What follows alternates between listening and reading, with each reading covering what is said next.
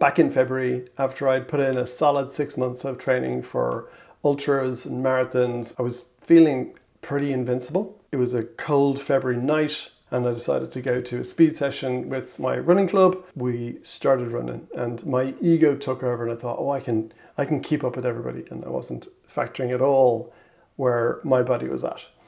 And by the time we got round to the end of the session, I was slogging away. It was really hard work. And I ended up pulling my hamstring. Just so frustrating to put in all that work and then end up injured.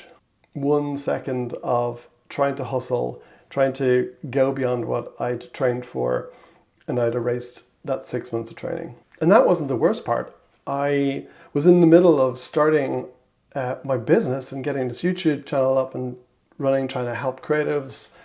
And because I wasn't running, I was focusing on that. But I kept eating like I was like training for ultramarathons. So that's a lot of extra carbs. If you've been following my YouTube channel, you know we spent a chunk of time in France during the summer, and a couple of days before we were leaving, we had to bring the dogs to the vets because I got to get their passports stamped and you got to take all the right medication, all that kind of stuff. So that has to happen. And the dogs got on the scales and I was like, oh, I'll stand on the scales. And oh my goodness, I saw 97 kilograms. I have never seen that number in my life. I don't think I've ever been over 90 before. And all the brie and the wine and the baguettes had all added up on the ferry on the way home, thinking, oh crap, I've signed up for a marathon at the end of October, the Dublin Marathon. And this was the end of June. And I was thinking, well, August, September, October, 3 months. There's no way I can stand on the start line. There's no way I can get all the training in and be this weight. Realizing that I was heavy, I hadn't completely worked through my injury and I hadn't been doing any training, I was just like, something's got to change.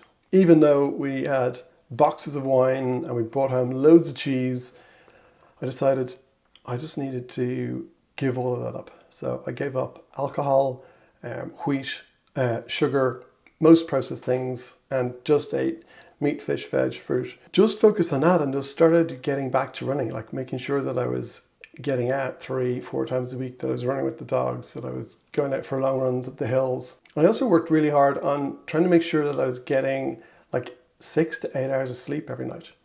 You know, focusing on making sure all the things I've talked about in here before, like leaving my phone in another room, getting to bed early, not trying to do lots of things last thing at night. Just trying to get to a place where I was ready to sleep because I knew that that was going to help me restore from my running, but also be ready and emotionally prepared for the next day. And I stopped going to the speed sessions with the running club because then it just meant that I couldn't get into the same position and start trying to chase down, you know, the fast runners in their 20s. You know, I had no choice but to run at my own pace and do longer, slower runs on a Sunday. So I just kept to tempo running and kept focusing on that.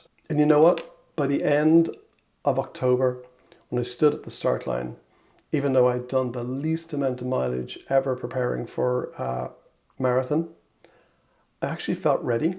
I'd lost 12 kilos, which was amazing. It didn't actually even feel like that much hard work, but it was definitely a combination of what I was eating, getting sleep and getting some running in. But I felt ready. I also didn't feel myself under any pressure to try and run fast. I wasn't trying to break my PB. I was just going to go out and have fun. And I found a group in the running club that were going for a specific pace. And I was like, you guys all seem like, you know, you're up to, I'm going with you. And I ran with them for about 30K, stopped to kiss my wife, daughter and say hi to the dogs and kind of lost them a little bit. So I wasn't able to keep up, but I was still able to get around the Dublin Marathon only about 8 minutes slower than I had done the year before when I trained so much. Because I just relied on 5, 6, 7 years of running 1,000 miles a year, 2,000 miles a year, just putting in the work. All that stuff was sitting in my legs. The experience was there. My body knew what to do. I wasn't trying to push it. I wasn't trying to be fast. I was just trying to breathe and run and keep smiling and get to the end.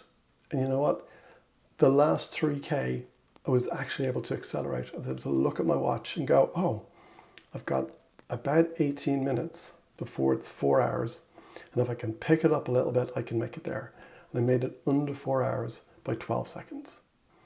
And I was delighted with that because I'd not necessarily put the work in the mileage, but I'd put the work in all of the developmental foundational stuff that got me there, the stuff that I can rely on, the stuff that I knew that was going to be straightforward and simple for my body to adapt to, not trying to do lots of different things.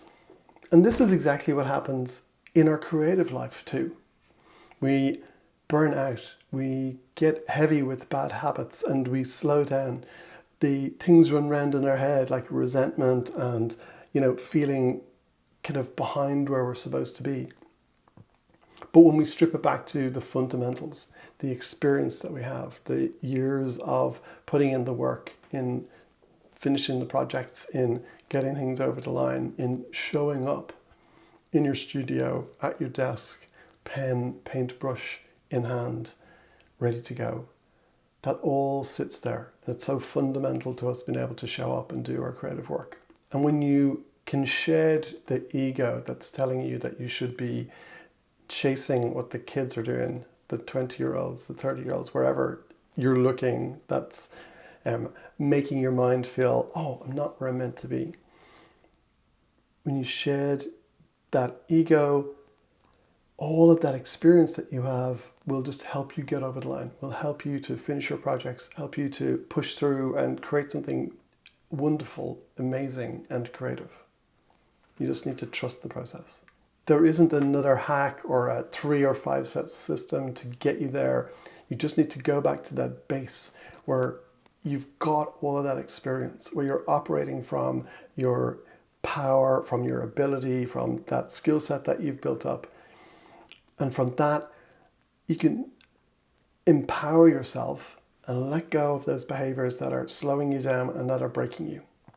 I've built a quiz to help you locate where you're stuck on your creative journey.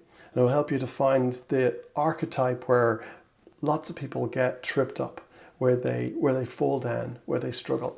And it'll give you some ideas of where you're at and what things you need to do to move forward. The quiz only takes 5 minutes. It's really simple to complete, and I promise that you will get personalized results for your type so that you can have something to work on today to move forward and help you get through and make a breakthrough. And this locator is like that "you are here" little sign on the map. So you get the map, you get the little sign where you are, and you'll get to understand what are the next steps in your journey, what things are going to be helpful for you, useful to get you up to the summit of that mountain that you see yourself climbing. Stop chasing others. Stop chasing people who are doing it on Instagram or YouTube, and start chasing the best version of yourself. The only competition you really have is you, and you from yesterday. So go get them. Get after your goals, your dreams, your ideas, and not allow yourself be tripped up by other people's visions of their lives and their journeys. Okay. Until next time, YouTube's going to suggest another video for you here. And I'd love to hear from you. So tell me where you're feeling stuck in the comments. And until next time, stay creative.